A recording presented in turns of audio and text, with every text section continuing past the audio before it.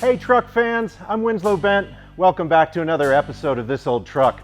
Today we're talking about the advanced design Chevrolets. These were incredibly popular pickup trucks that came out after World War II. Mass popularity. What was it about this truck that made it so approachable, so popular, and still such an iconic vehicle? And to discuss this vehicle today, I brought my chief mechanic from Legacy Classic Trucks. This is Eric Johnson. Eric, how are you, sir? Thanks for coming on the show. Doing good, doing good. I know over the years we've had a couple of these in our shop, and one of the first things you'll notice when you're going through the advanced design trucks is you need to figure out which model you have. By far the most popular was the 3100. Haven't we always had 3100s come into the shop? I mean, Mostly. It seems like there was more 3100s than any others of the three duties of the truck. This was Chevrolet's first post-war truck. You know, that American pride coming forward out of the war and everything. Right, a totally new design. And absolutely. Much more advanced, bigger. Another thing that's important about these trucks is when these first came out, they had that, what was it, the 216 engine. You remember we've worked on those. The noticeable factor was it didn't have an oil pump because it was a dip lubricated engine, meaning that the crankshaft splashed the oil to lubricate the engine. The later version had an oil pump and a filter on the side. You could see that. Let's take a look at this one here, if you don't mind. So this truck is the 1950. So this would have had the 216 engine originally, and it just, I don't know, unless you're just a diehard and you have to have everything 100% original, I would really recommend getting the later model 235 engine, the Thriftmaster engine. The design difference and the performance between a 235 and a 216, it's substantial. I mean, you can really feel it in the seat of your pants. We've done engine swaps. If you drive them, you can notice it right away. Right away. Another thing that I like about this truck, if we're looking at it from the front, is just how wide that grille is. So we're starting to see the engine base get a little bit bigger and the grills get a little bit bigger. Well, why should we care about that?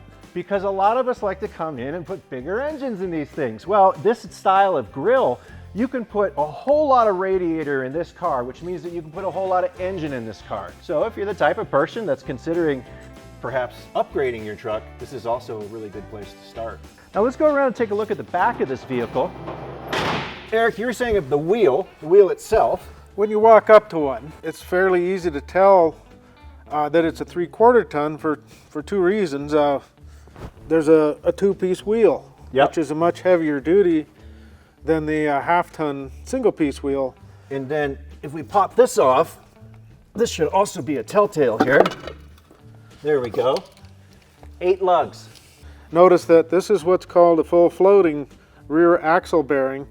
That means that it has 2 bearings inside here that the weight of the vehicle are supported by, and all the axle does is turn the wheel rather than support the weight. That was a much heavier duty design. Now going around to the back of the truck, this particular vehicle I think is pretty cool because when you look at the bedwood, you can still see the signs of the black paint on here. These were all painted originally, and so this is very likely wood from 1950.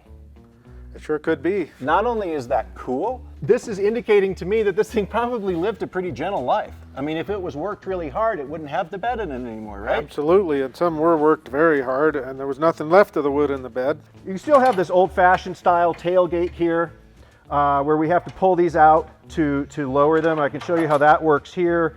You pull these out, pull this guy out, and you're gonna lower this down.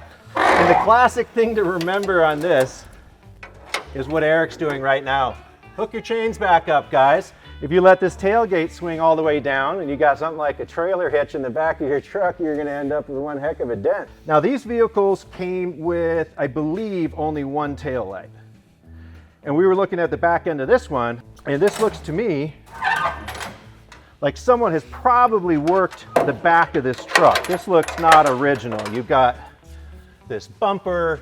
Now we've got what do you think those are, turns, and this is a guide light down there? Somebody has assembled a de facto, looks like just a angle iron bumper for towing something and supported it.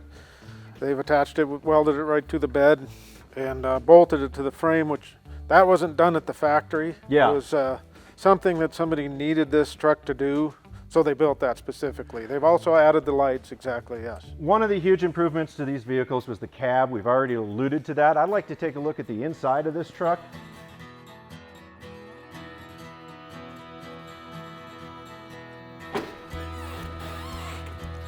All right, so this is the advanced design cab.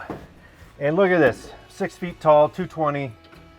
I'm fitting in this thing comfortably, and that is a major difference from trucks in the 30s and 40s. Without any kind of crazy modifications to the cab, I've already got something that I'm super comfortable in. Nice, easy to read gauges. These all came with a 4-speed manual transmission. The other modern advancement was the synchronized transmission. Oh, right. Yes, of course. Before these trucks, you are double clutching and working for your life to find the right hole to stick it in, right? Straight cut gears, no synchro. Oh, man. As far as the rest of the cab goes, you know, this is the Chevrolet cab. GMC did make this truck. They called it the new design rather than the advanced design. This truck will run up to 30 pounds of oil pressure, which is a heck of a lot more than its predecessor, adding to that reliability and adding to the durability of the engine overall. All right, Eric, well, we've looked at the exterior of this truck. We've looked at the very comfortable interior. It's got a decent motor. I can't talk about this anymore. I need to drive this thing right now. Let's go drive it.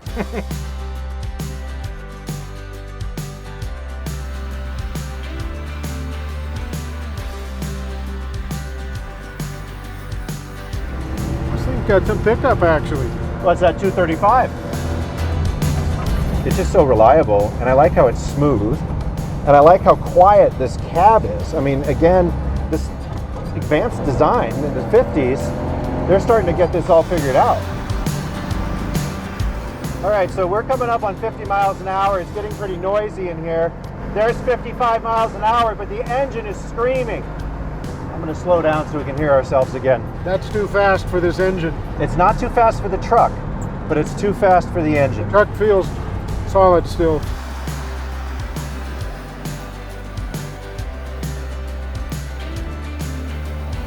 Okay, here we go.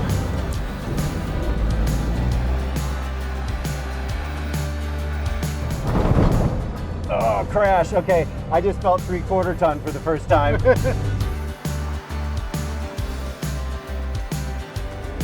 You ever play hay cow? Cow tipping? No, hay cow. So hay cow, I get all the cows on the left side of the truck.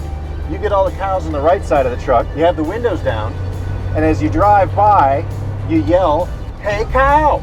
And everyone that looks at you, you get like You get a point. You get a point. I got you. Yeah. No, I've never tried that. You never tried that. That sounds interesting. You gotta pass the time doing something, right? That's right. When you're in cow country, that's a lot of country.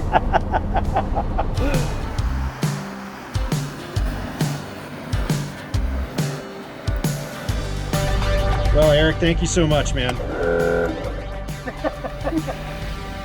Thanks for watching this old truck. We'll see you next time.